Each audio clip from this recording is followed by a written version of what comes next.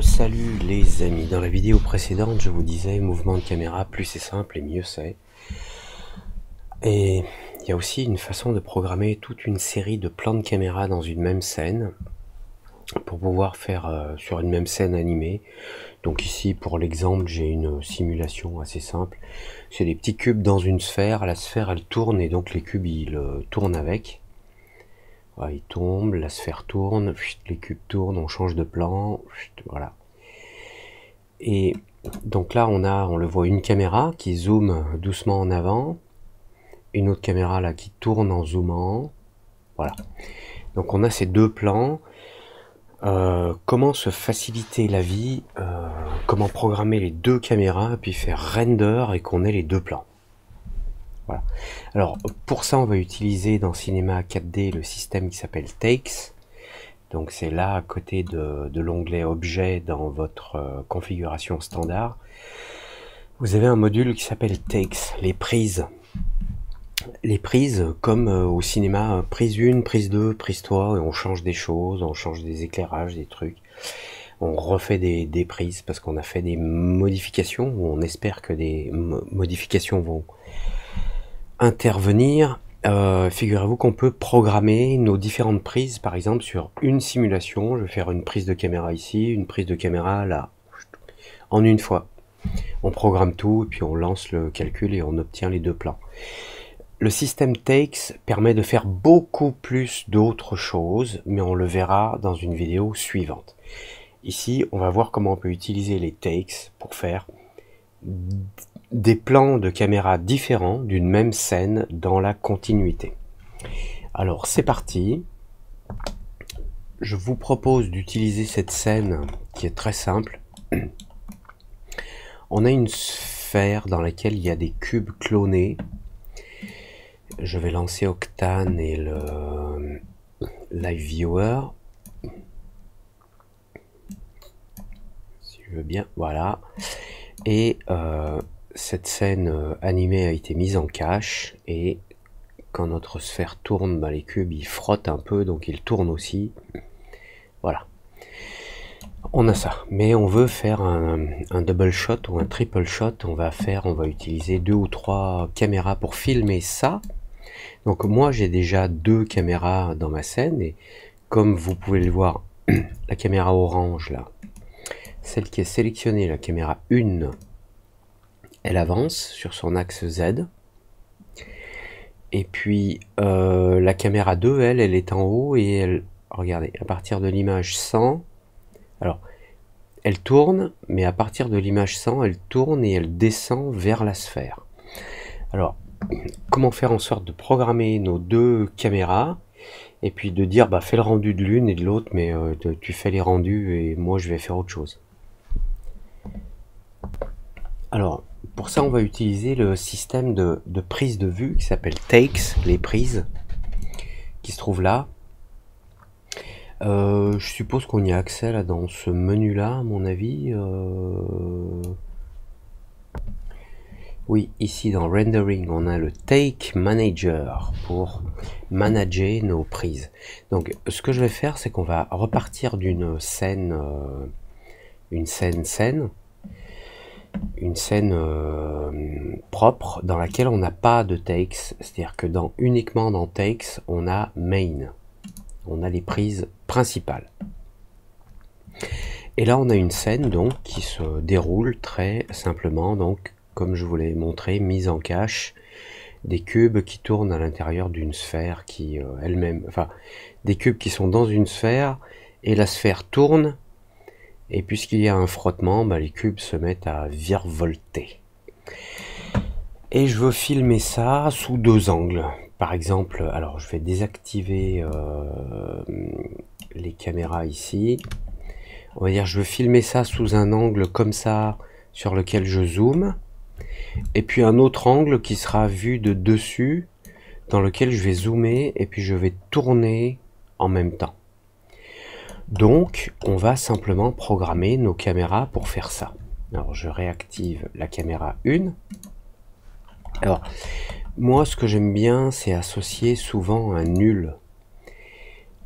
au centrage de la caméra. Donc vous voyez que j'ai la caméra qui se trouve ici, elle n'est pas animée, mais elle est associée à un objet nul qui se trouve là au centre de la scène. Alors j'aime bien associer un objet nul parce que ça me permet de faire facilement des travelling sur la caméra, de faire des rotations pour que la caméra tourne autour de cet objet nul, et comme ça on tourne bien autour de notre objet principal.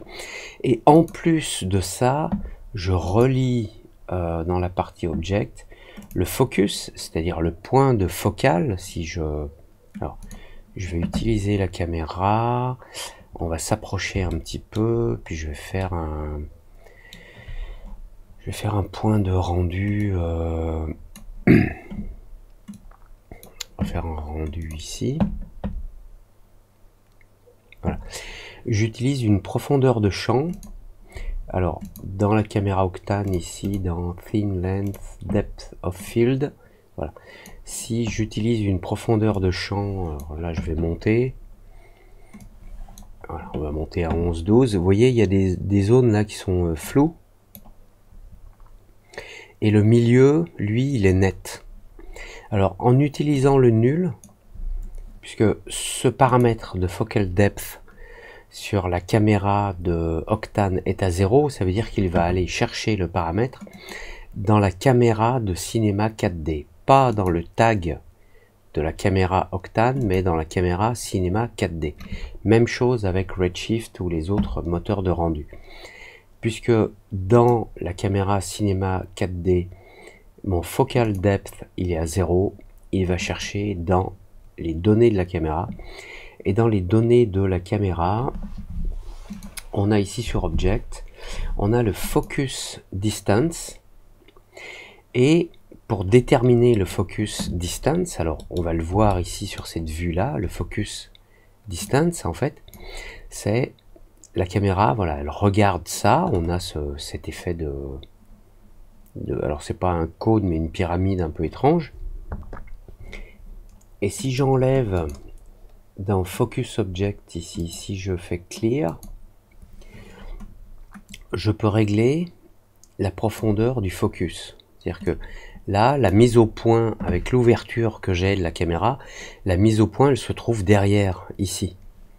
Si je change la profondeur ici dans le Focus Distance et que je le mets au début de la caméra, de la sphère, on va essayer. Voilà, on voit ici les premiers cubes sont nets et les autres sont flous. Et moi j'aimerais que ce soit net au milieu. Et puisque cette caméra est connectée à un objet nul qui se trouve au milieu de la sphère, dans l'objet caméra ici, dans le Focus Distance, je peux utiliser un Focus Object qui va calculer automatiquement la distance entre la caméra et l'objet que j'utilise pour faire le focus. Donc je prends le nul cam, je le glisse dans le Focus Object, et maintenant il me calcule automatiquement la distance entre la caméra et le nul object qui se trouve au milieu de la sphère là. Et donc le milieu de la sphère ici, les objets qui sont au milieu sont nets, ceux qui sont plus loin ou plus près sont flous. Voilà. Donc ça c'est pratique, c'est d'autant plus pratique que si on utilise le nul object pour faire pivoter la caméra autour, on a toujours une profondeur, enfin une distance de focale qui est bonne. Maintenant moi ce que je veux c'est avoir ma caméra. Alors je vais passer en mode move. Je veux que ma caméra se rapproche. Alors qu'elle parte de là et qu'elle se rapproche doucement jusque là. Alors comme vous le voyez là, c'est pratique d'utiliser un object ici dans la caméra, dans le Focus Object, parce que j'éloigne la caméra ou pas, le focus il est toujours au même endroit. Si je rapproche ma caméra, que je désactive, j'efface le Focus Object, quand j'éloigne la caméra, le point de focale, il se trouve là. Il se trouve plus au milieu de la sphère. Donc là, c'est flou. Bon, je vais faire annuler, annuler, voilà. Maintenant, je peux éloigner ma caméra, la rapprocher. Le point de focus, il est au milieu. Bien. J'éloigne ma caméra et je me mets à l'image 0. Et puis sur ma caméra, je vais enregistrer ici dans Coordinates, je vais enregistrer des clés pour les positions X, Y, Z de la caméra. Je vais avancer à l'image 100 et je vais avancer la caméra pour faire voilà, un bon gros zoom. Alors c'est pas un zoom, hein, c'est un travelling avant. Voilà. Et j'enregistre les clés. X, Y, Z. Voilà. Donc j'ai ma caméra qui avance et qui se rapproche et qui s'arrête à l'image 100. Bien. Il semblerait, on va le vérifier, donc je sélectionne la caméra, je vais dans Windows, Timeline F-Curve, voilà. Si votre caméra apparaît pas ici, vous vous mettez soit en mode automatique, soit vous prenez la caméra, vous la glissez là à gauche et elle apparaît. Vous cliquez sur le petit plus là à côté et vous avez les données. Donc je clique sur la caméra et on voit que les données en fait en X, alors X c'est rouge, Y c'est vert et Z c'est bleu. Donc en X, Y et Z, les coordonnées dans l'espace de la caméra, on voit qu'il y a une accélération dans le mouvement. Le mouvement accélère et il ralentit. Et comme je vous le disais dans la vidéo précédente, moi je vous conseille, si vous voulez des jolis plans, enchaînez quand vous avez plusieurs plans. Hein. Si vous avez un seul plan, après, si vous voulez avoir une accélération du mouvement de la cam, ok. Mais je vous conseille, si vous avez plusieurs plans de caméra qui s'enchaînent, de rentrer dans le mouvement, qu'il n'y ait pas cette accélération là, où la caméra se met... Alors,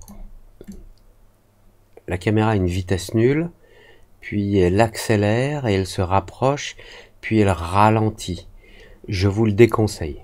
Donc je vous conseille de sélectionner vos clés et de cliquer sur ce bouton linéaire qui vous convertit les mouvements en mouvements linéaires entre les clés. Comme ça la caméra en fait elle est dans le mouvement. La caméra elle est en train d'avancer et elle avance.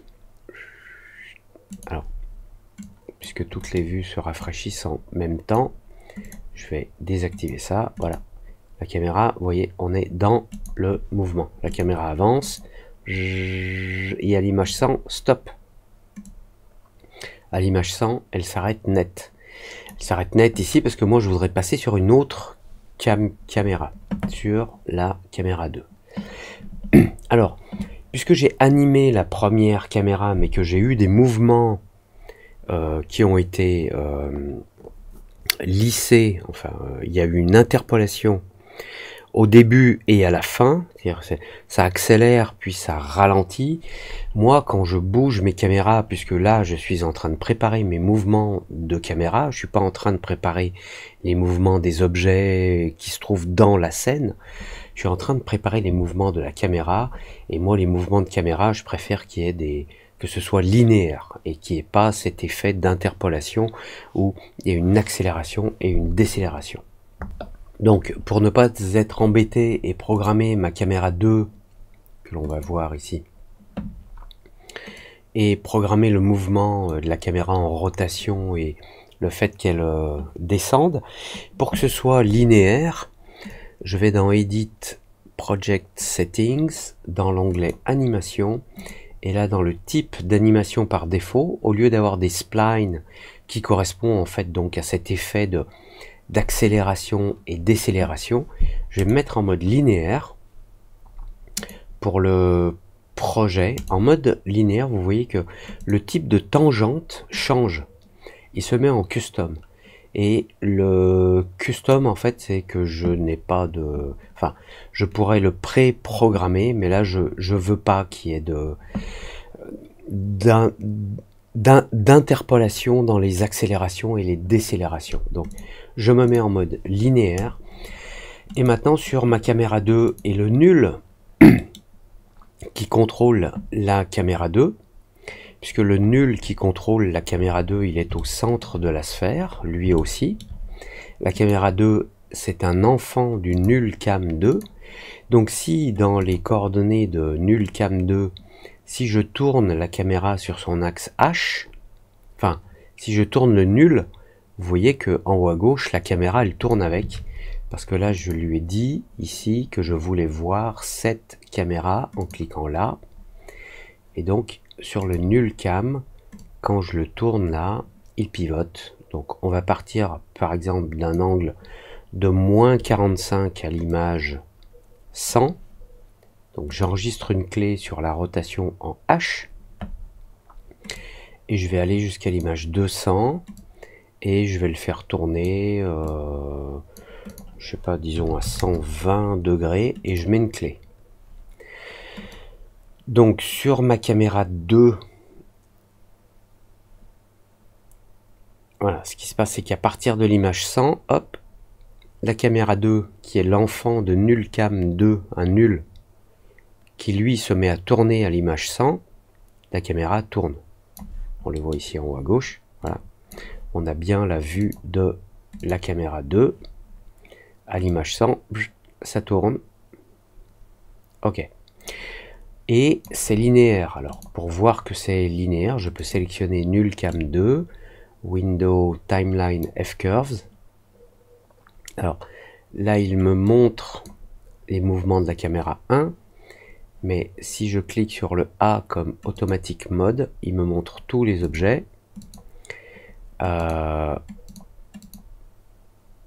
On peut se mettre en mode User Mode et lui dire, et ce qui m'intéresse, c'est le nul cam 2. Donc, je le prends et je le glisse ici.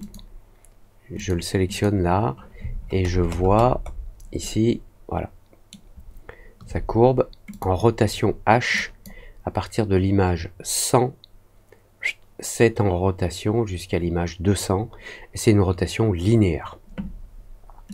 Maintenant, je vais ajouter un effet, c'est que sur ma caméra 2, je vais faire en sorte qu'elle descende en même temps qu'elle tourne. Alors ma caméra 2, elle est où? Elle n'est pas visible, oui. Il faudrait peut-être que je la rende visible. Voilà. La caméra 2, sur cet axe-là, je veux qu'elle descende. Donc, à l'image 100, j'enregistre la position. Donc, je suis sur Octane caméra 2. J'enregistre des clés X, Y, Z. À l'image 200, je descends la caméra pour avoir un bon gros... c'est pas un zoom, mais c'est un travelling avant. Et j'enregistre les clés. Maintenant, si je regarde à nouveau dans Timeline F-Curves, je prends ma caméra 2, je la glisse là, j'ouvre. Si je regarde, alors je vais agrandir un petit peu la fenêtre. Si je regarde les coordonnées que je zoome, on voit que le Y en hauteur, il part à l'image 100 de 447 et il descend à l'image 200 à 194 d'une façon linéaire.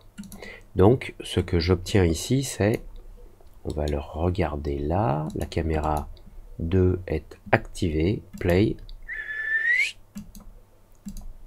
voilà, ok, on part là, rotation et la caméra avance. Voilà. Même chose ici, sur cette caméra, dans son focus, je lui ai affecté, alors le nul focus target, mais je pourrais mettre le nul, alors le nul focus target, c'est un objet qui se trouve au milieu de la sphère, donc c'est lui, donc bon bah c'est ok. Je veux que la focale, le point de focale de la caméra avec son ouverture pour les parties qui sont plus floues après et les parties plus floues avant se trouve là au centre, et puisque c'est connecté à cet objet nul focus target, cet objet nul focus target il est là au centre, donc quand la caméra avance, vous voyez que son champ de focale il reste à cet endroit là, ce point là il reste ici, et il n'avance pas, il ne descend pas avec la caméra. Donc maintenant j'ai mes deux mouvements de caméra. Alors je peux faire un rendu de la caméra 1 de 0 à 100 et un rendu de la caméra 2 de 100 ou 101 à 200. Mais dans la section takes ici, on va pouvoir programmer différentes prises de vue avec éventuellement différentes modifications. Enfin, des modifications de différents types. On peut modifier tout un tas de choses, mais dans cette vidéo là aujourd'hui on va s'occuper que de la caméra. Alors ici, à partir de cette scène principale qui s'appelle quand on crée une scène par défaut et qu'on va dans Takes, on a une scène principale qui s'appelle Main. Donc je reviens sur mon fichier précédent. Et ici, cette scène principale, elle contient tous les objets qui sont actifs ici pour le rendu ou pas. Vous voyez par exemple que j'ai là en bas une sphère à l'intérieur qui est en fait la sphère qui me sert à émettre les cubes à l'intérieur de cette sphère. Elle est désactivée dans le viewport et elle est désactivée dans le rendu. Et main, cette prise take, cette prise de vue main, elle en tient compte. Elle sait que c'est ça. Maintenant, je vais dériver à partir de cette première prise de vue, je vais dériver des vues différentes. Alors, je vais me mettre par exemple sur la caméra numéro 1, voilà, je l'active, je reviens au début de la scène et je sais que je veux les 100 premières images avec la caméra numéro 1. Donc, ma scène est prête, je vais dans Takes et ici je vais faire sur Main un clic droit, mais on peut faire un plus ici je crois, voilà, si on fait un plus, ou on peut faire clic droit, New Child Take, une prise enfant. Enfin une prise qui prend ses paramètres dans Main avec des différences qu'elle va trouver ici dans New Take. Alors je renomme New Take, je double-clique et je l'appelle Cam 01. Take non, je l'appelle juste Cam 01. Voilà. Et là, je vais, mais c'est pas le sujet d'aujourd'hui, mais si je suis sur Cam 01, donc cette prise est activée ici, je peux venir dans Object et désactiver par exemple les cloners. Donc on n'a plus les petits cubes à l'intérieur, on a juste notre cube principal. Et si je reviens sur Main, on a à peu près la même chose. Donc qu'est-ce qui a changé en fait? En fait, on a tout changé d'un coup parce que dans Takes, on lui a pas dit qu'il fallait enregistrer les modifications. Donc ce sera l'objet d'un autre tuto. Pour l'instant, on va parler que des caméras. Puisque je peux me mettre ici en automatique. Je me mets en auto take. Je vais dans Object. Je désactive le cloner. Je reviens dans Takes.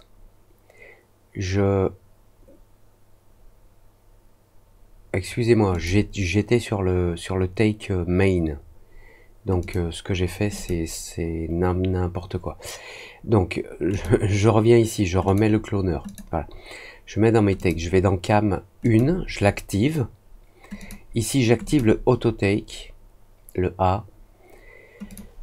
Je vais dans Object, je désactive le cloner, je reviens dans Takes et j'enlève le A. Et la différence entre les deux, c'est que si je vais sur Main là, vous allez voir. Voilà. Enfin, si j'active Main, ici à droite, il m'indique que Object, Cloner, Basic Parameters, dans le Main, les propriétés basiques du cloner, Enabled qui veut dire tu es actif ou pas, il est True.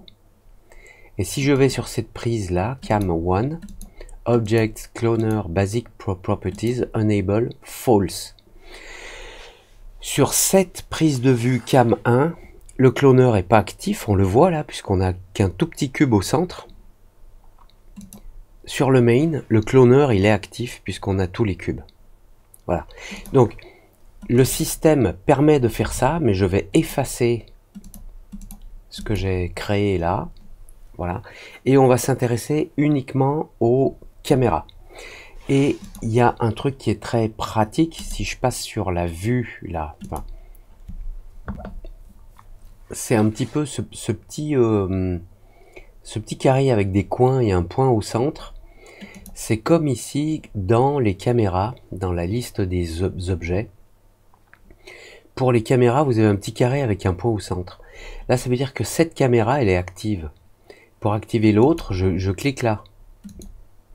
Donc, quand je vais dans Takes, ici, dans ce carré, s'il y a le point, c'est la prise main, la scène complète qui est active. Maintenant, si je clique ici, c'est la sous-scène cam 1 qui est active. Sa seule différence que je veux, moi, c'est la caméra.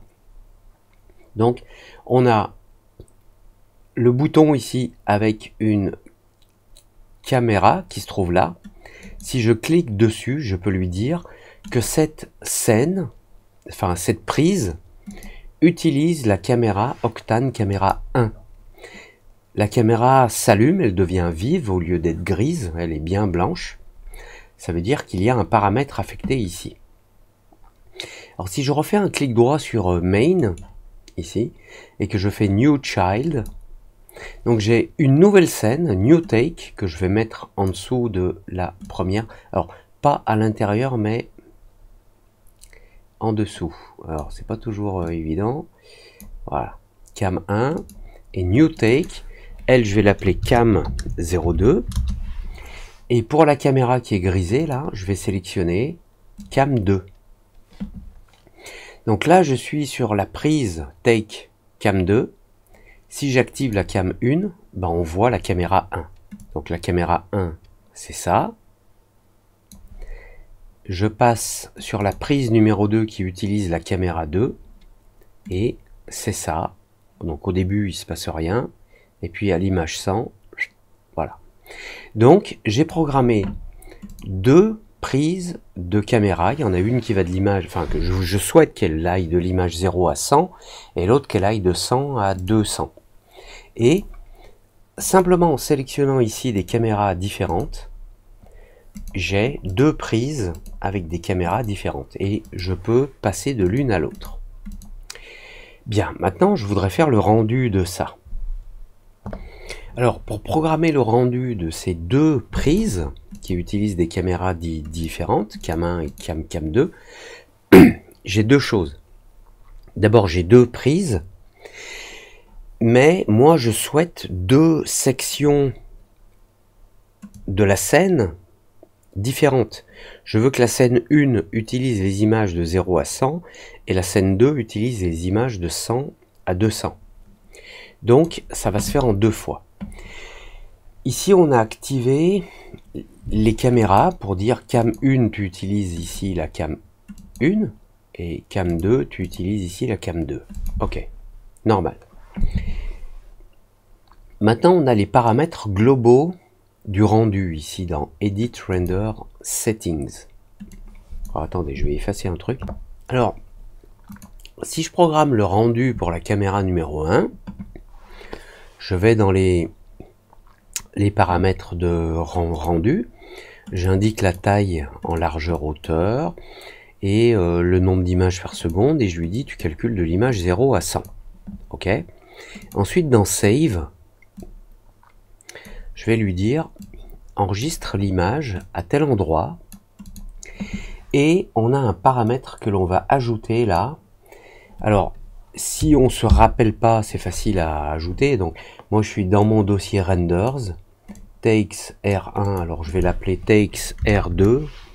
C'est mon deuxième rendu puisque je l'ai déjà fait avant de faire cette démo. Et le nom du fichier, c'est un fichier PNG. Le nom du fichier c'est takes underscore R01, non, c'est R02, c'est le deuxième rendu, underscore point, enfin underscore, il va y avoir le numéro de l'image, point PNG.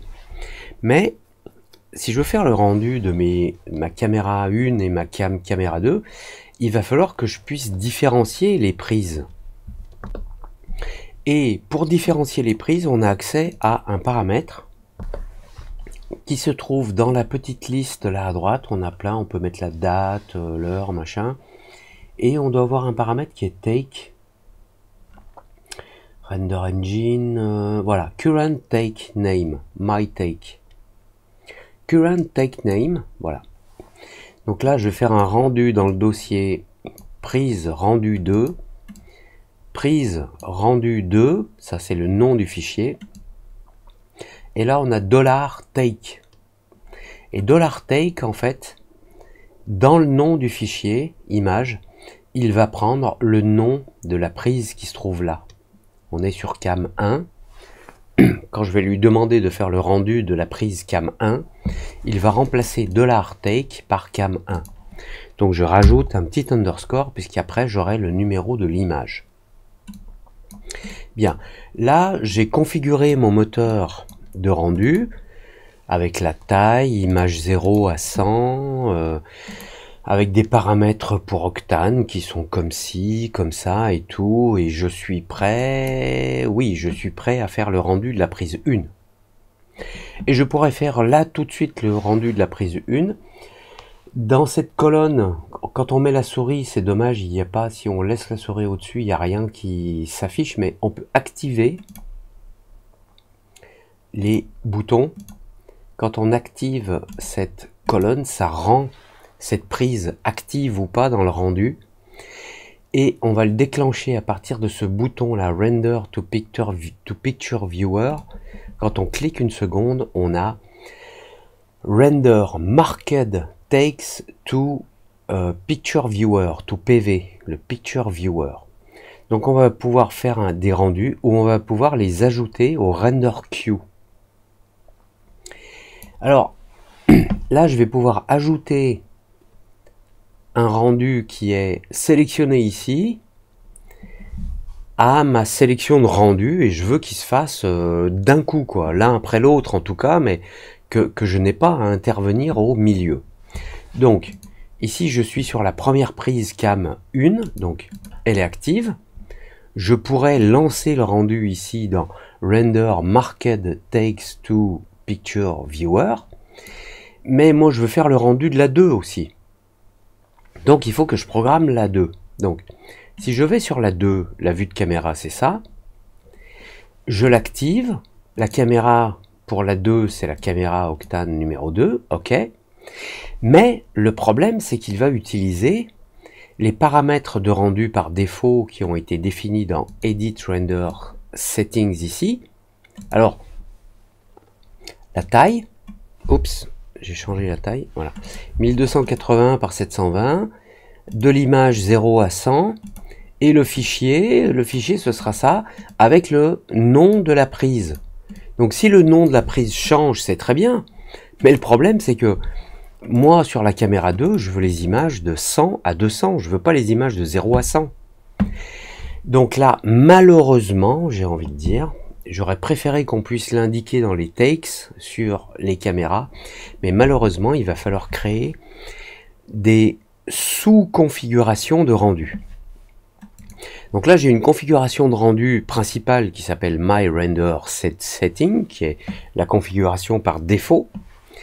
Et si je clique sur Render Settings là en bas, je peux ajouter New Child. Et ce New Child, je vais le renommer, je vais l'appeler Cam 1 et je vais mettre entre parenthèses 0-100. Ça, je sais que ça, c'est pour la caméra 1 de l'image 0 à 100. Alors, il n'est pas actif, là, on le voit sur la petite icône, là. Donc, je l'active, je vais là, dessus, et là, j'ai bien l'image 0 à 100. Et maintenant, je vais créer encore un autre élément. Donc je peux soit faire un clic droit et faire New sur Cam 1. Et vous voyez que l'indentation n'est pas la même. Lui, il n'est pas à l'intérieur de... Alors, My Render Settings 1 n'est pas à l'intérieur de My Render Settings. Alors, je peux le glisser à l'intérieur. Voilà. Je double-clique, je le renomme, je l'appelle Cam 02 entre parenthèses 100-200. Je l'active, si je veux. En tout cas, s'il est sélectionné ici, là à droite, je vais lui dire image 100 à l'image 200.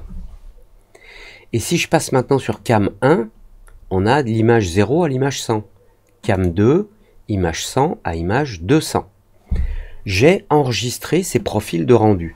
Je peux même modifier la taille. Si je veux que la caméra 1 ait une taille de rendu de 1280 par 720, ok. Si je veux que la cam 2 ait une taille de rendu de 1920 par 1080, ok, c'est enregistré, voilà. La cam 1 fait 1280, la cam 2, elle fait 1920. Et va de 100 à 200.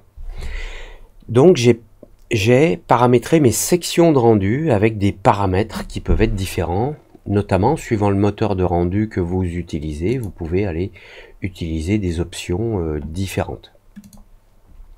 Donc ça c'est cool. Vous voyez, une petite bizarrerie, c'est que j'ai créé Cam 2 à partir de My Render Set Settings, et que si je vais dans Cam 1, j'ai Octane Render, là, Octane Renderer, et j'ai les options, et sur Cam 2, je l'ai pas. Donc ça, je pense que c'est un petit bug. Donc je repasse en standard, je reviens sur Octane, et maintenant ma Cam 2, elle est bien activée sur Octane. Je revérifie la sortie en taille d'image, image de début, image de fin. Dans Save, j'ai le nom du fichier avec à la fin $take, donc je vais bien avoir le nom de la prise de vue qui est activée là. Donc du côté du moteur de rendu, je suis prêt. Par contre ici, je ne suis pas encore prêt.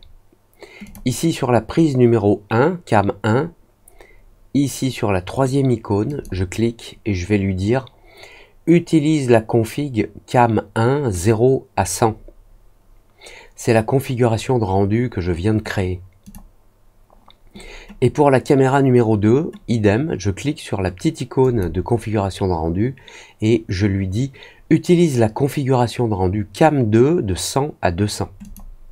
C'est celle que j'ai programmée. Alors maintenant, je pourrais lancer le rendu de toutes mes prises ici directement. Je clique une seconde.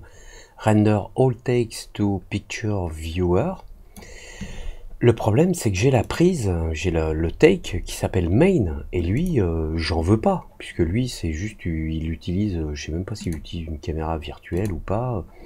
Admettons que le main take, lui, il utilise la cam 1, lui la 2, et le main take, il utilise la caméra par défaut. Moi, je veux pas de ça, quoi. Donc, dans Takes, il faut bien indiquer ici les prises que l'on souhaite calculer, sélectionner les caméras, 1, 2, indiquer les paramètres de rendu, donc Cam 1 avec une certaine taille, une image 0 à 100, là pour la caméra 2, prend l'autre configuration, on peut faire varier des paramètres de qualité de rendu, de taille et autres. On les active ici. Donc le main n'est pas activé, même si c'est la scène active là, quand je bosse. Là c'est la scène active quand je bosse, là c'est la scène active quand je bosse, enfin la prise active. Celles-ci sont activées là, enfin elles sont activées, elles sont cochées, elles sont déterminées comme étant des scènes qu'il faut utiliser ou pas. Et il n'y a qu'à partir de maintenant que je peux utiliser dans ce sous-menu le Render Marked Takes to Picture Viewer. Celles qui sont marquées pour le rendu, c'est ça. Même si, alors vous voyez, quand on met la souris, généralement, sur un élément, ici on a un message qui nous dit à quoi ça sert. Quand on met la souris là, il n'y a rien qui nous dit à quoi ça sert. Donc, ça sert à les marquer. Je marque que je veux faire le rendu de la cam 1 et de la cam 2. Les caméras sont sélectionnées. Les configurations de rendu sont sélectionnées ici. Et maintenant, je peux aller... Alors, je vais juste faire un CTRL S. Voilà. Je peux aller ici et faire Render Marked Takes, les prises qui ont été marquées dans le Picture Viewer, ou alors Add to Render Queue. Le render queue, on en reparlera un jour. Vous pouvez vous préparer vos scènes, différentes scènes, etc. Vous les ajoutez à la file de rendu. Et puis, quand c'est la fin de la journée, vous lancez le rendu. Vous allez rentrer chez vous. où vous allez manger, vous vous couchez et le lendemain tout est fait. Moi je veux juste là qu'il me rende dans le Picture Viewer les deux scènes, les deux prises qui ont été marquées cam 1, cam 2, marquées ici. Je veux qu'il me fasse le rendu, donc render marked takes to Picture Viewer, excusez-moi. Hop, je lance, il démarre. Donc, il lance la première prise. Alors, on peut peut-être le voir dans le nom de fichier ici. Voilà, c'est takes R2 cam 01. Il a ajouté cam 01 parce que dans mes paramètres de rendu ici, dans cam 1, dans le nom de fichier, ça s'appelle takes R2 $take. Donc le nom de fichier, ça devient takes R2 $, le nom de la prise, cam 1. Donc là, il est en train de me faire le rendu de la caméra numéro 1. Donc je vais mettre en pause le temps qu'il fasse les... Vous voyez, ça va de... C'est à 50 images à la seconde. Il va de l'image 0 à l'image 100. Et on va le laisser faire. On reprendra quand il attaquera la cam 2. La prise 2. Voilà, donc on arrive à la fin de la rendu de la première take, la première prise. Hop, 100. Hop, et pouf, automatiquement. Hop, il passe à la prise 2. Donc avec la caméra numéro 2. Il commence à l'image 100. Comme on le voit là. Il finira à la 200. Et en plus, la taille du rendu a changé. Là, on est en 1920. Puisqu'il a pris donc les paramètres. Alors je dézoome ici. Mais il a bien pris les paramètres que j'avais indiqués ici dans Render Set Settings. Pour les paramètres de cam 2, tu me fais un calcul en 1920. Pour les paramètres de cam 1, tu me fais un calcul en 1280. Image 0 à 100. Et pour l'autre, image 100 à 200. Et comme ça, on peut automatiquement enchaîner le calcul de nos deux prises de la même scène à deux endroits différents avec des caméras différentes. Donc, je vais refaire la même chose. Je vais mettre l'enregistrement de cette vidéo en pause et on va attendre la fin. À tout de suite. Voilà, alors notre deuxième prise est terminée et visualisable dans le Picture Viewer, puisque j'ai fait mes rendus dans le Picture Viewer. Ici, en fait, voilà, on a nos deux prises cam 1 et cam 2, nos deux prises, nos deux takes.